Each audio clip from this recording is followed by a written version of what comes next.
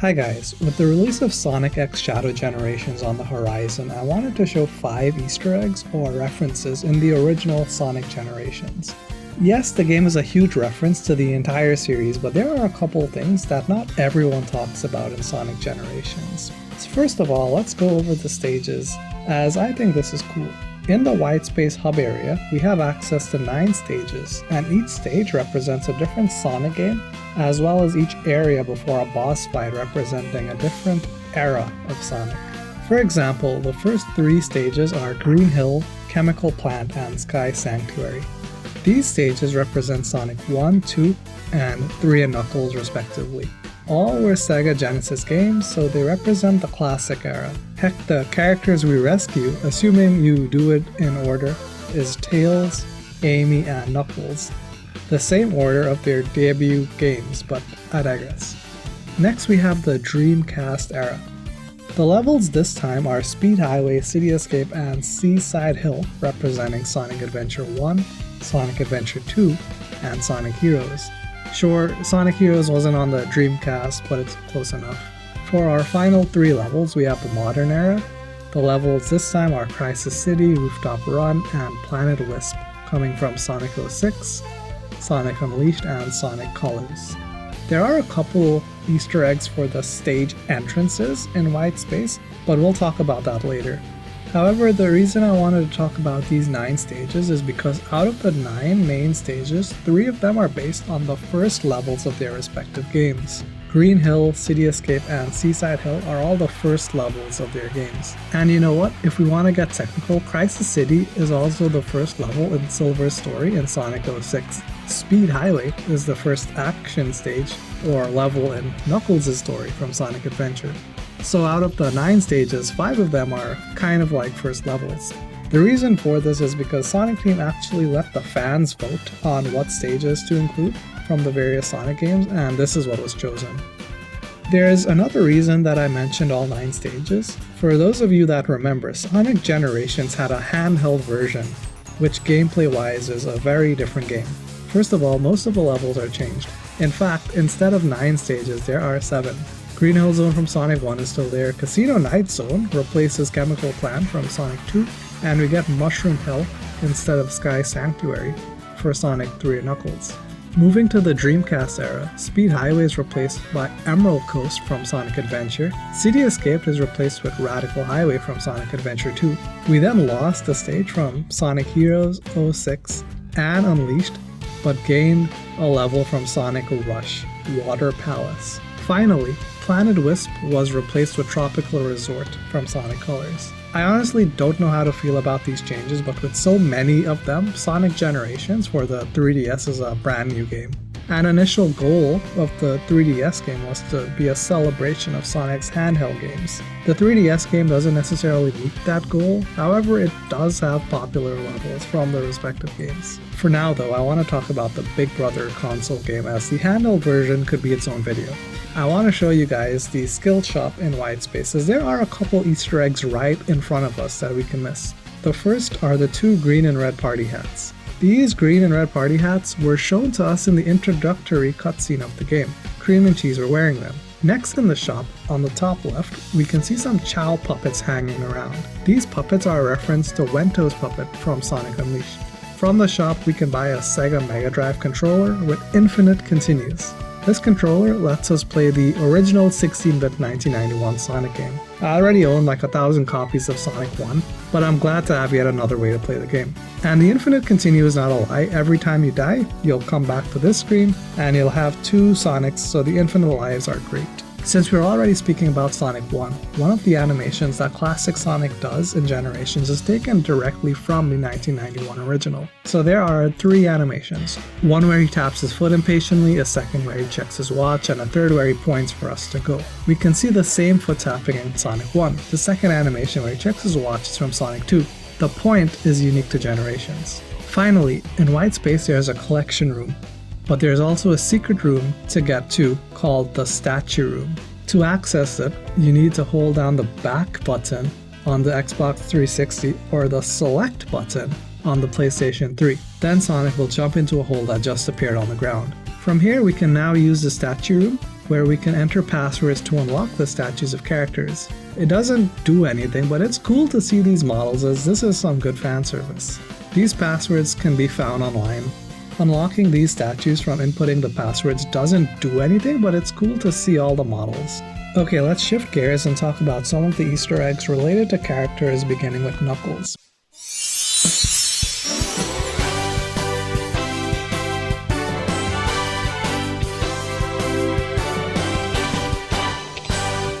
Thanks, Sonic. You did a good job back there. Hey, did you gain weight?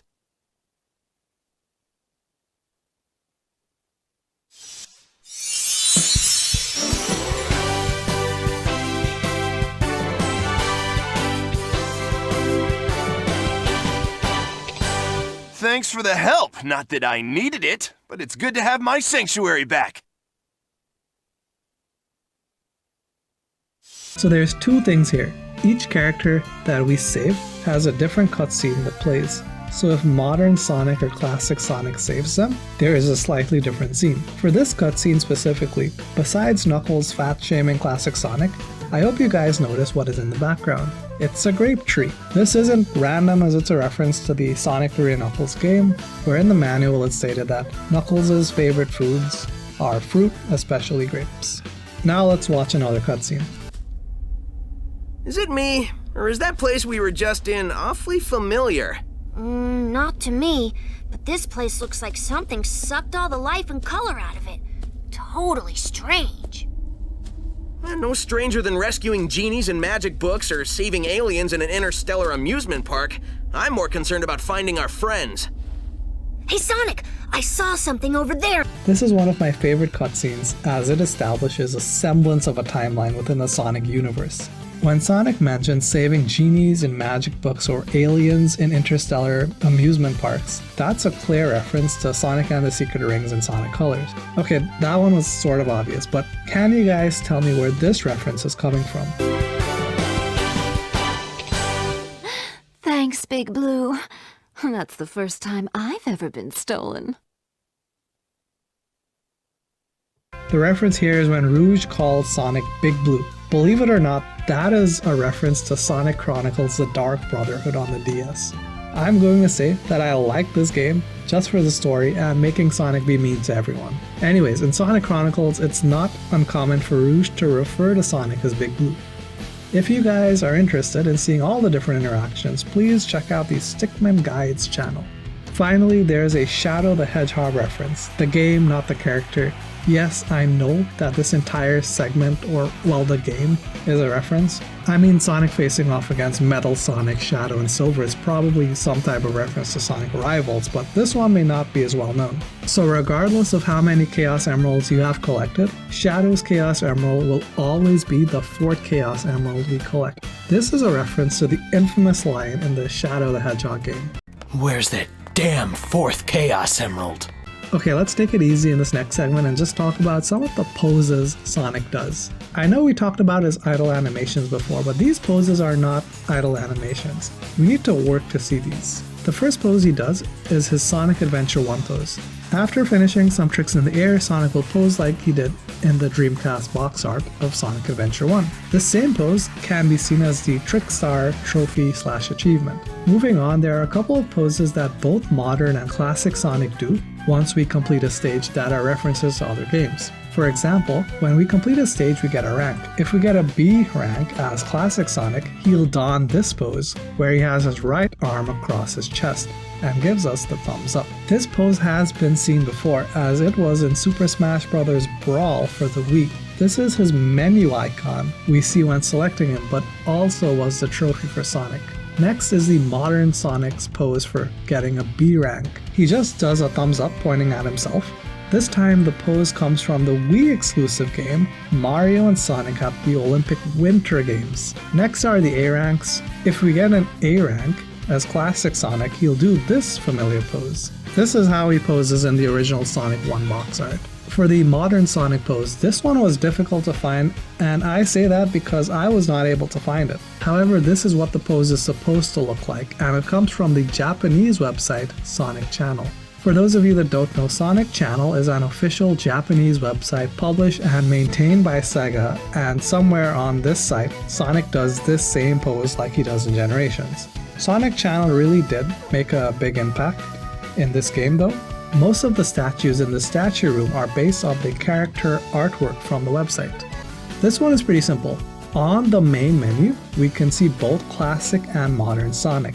However, what's cool about this is that depending on who you last played as, either modern or classic Sonic will jump down, so the main menu can change. However, did you guys know that depending on who you are playing as, either modern or classic Sonic, Tails will change to either his modern or classic self? Okay, I'm sure everyone knows that.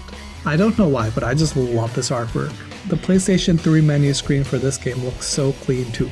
Anyways, the game is called Sonic Generations in the West, and the box art, for the most part, is reused in the Japanese artwork. However, Japan got a subtitle for Sonic Generations. Do we have any guesses as to what the subtitle could be? That's right, it's White Space Time. I sort of wish we had a subtitle in the Western release of this game. Okay, those last 2 points were very surface level, but I saved the best for last, as now we are going to look inside some of the stages to find Easter eggs. First off is the Sky Sanctuary stage. In it we can see the giant Death Egg Death Star. This is obviously a reference to Sonic 3 and Knuckles. In the background of that game we could also see a giant Death Egg in the background. Now let's go to Speed Highway, and there's a bunch of stuff we can see here. There are a bunch of road signs and we need to read all of them. Here's a much better view of this from an image that I found online. This is one of the best Easter eggs in the Sonic franchise, as it's so blatant, yet if you're speeding through the level you'll miss it completely. I think my favorites are Jet, Wave, and Storm. Those are characters from the Sonic Riders sub-series. Heck, there's even a Chow Garden sign, and the Chow Garden sign was a thing in Sonic Adventure 1. Tikal is from Sonic Adventure and Chip is from Sonic Unleashed. I seriously love this section of the game. What's really cool about this is that we can technically see most of these Easter eggs when outside of the level as well. It's just blurry and other things are in front of the signs. There are a couple more signs scattered throughout the level, such as this Got Milk sign, Blaze Motors, and SPO Digital ads. And don't worry, I did see the Chow in Space sign. This sign is shown at a couple spots in the level, so let's discuss it. Here's a cleaner version of the sign that I found online. This movie ad is most likely a reference to the Star Trek poster, The Search for Spock. Anyways, there are a bunch of spelling errors on the sign. I'm not sure if this was done on purpose, but here are the errors. They spelled Amy wrong, it's not Emmy. Shadow doesn't have an H in it. Omega is missing an E. Storm the Albatross is missing a T in Storm, as well as the second S in Albatross. Wave is missing an A. Lastly, the second E in Hedgehog is missing from Silver the Hedgehog. Again, I don't know if this was done on purpose. Seeing spelling errors for important characters in the Sonic universe all in one spot on an ad that most players will not see looks like it was done on purpose, but only Sega really knows. Speaking of signs, there's a sign for what I'm assuming is New York Central Park that we can see at the stage entrance for Crisis City. In the stage itself, we can once again see the Central Park sign, but now there's a sign for the Chow Garden. Being completely upfront with you guys, this is actually a reference made in the Sonic 06 game. In the first level of Silver in Central City, we can see the Central Park sign. And a bit later in the same level as Silver, we can see the Chow Garden sign. And as a reminder for those of you that have played Sonic 06, the Chow Garden is not present in 06. However, I'm just glad that Generations kept one of the very few Easter eggs in Sonic 06 alive. Moving from Sonic 06, let's talk about City Escape from Sonic Adventure 2. There are a good amount of obvious Easter eggs here. There's an Amy's Market, Coffee Blaze for Blaze the Cat, Tails' Pizza for Tails. Heck, there are even two versions of Tails' Pizza. Throughout the city, we can see a couple signs for the Chili Pop Hot Dog sign. I think this is placed here for Sonic's love of chili dogs. There's also a Chaotix Detective Agency sign because Team Chaotix are detectives. A bit later in the level, we see a Charmy sign reading Charmy Bee's Sweet Honey Butter. This game refers to him being a bee a lot. I'm a free bee! Free bee! Free bee! Whee! There's now an ad for the Chow in Space 2 movie as opposed to the Chow in Space 1 movie. This I think is some awesome attention to detail, as this is what Sonic Adventure did. There were Chow in Space 1 posters in Adventure 1 and Chow in Space 2 posters in Adventure 2. It goes deep though. On some taxis in Sonic Adventure 2, we could see ads for Challenge Space 1, and well, Sonic Generations does this as well. Finally, in CD Escape, we have a poster of some seemingly random characters in a few spots. Here's a closer look at these posters. Again guys, this is some super attention to detail. This wasn't in Sonic Adventure 2, but these characters had been missing for years since the release of their respective games.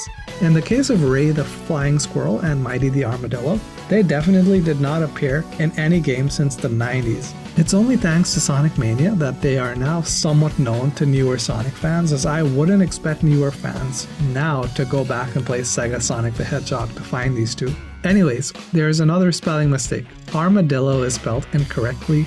There should be a D and 2 L's, yay spelling. Moving on to the 3 characters, we have Fang the Sniper, Bark, and Bean.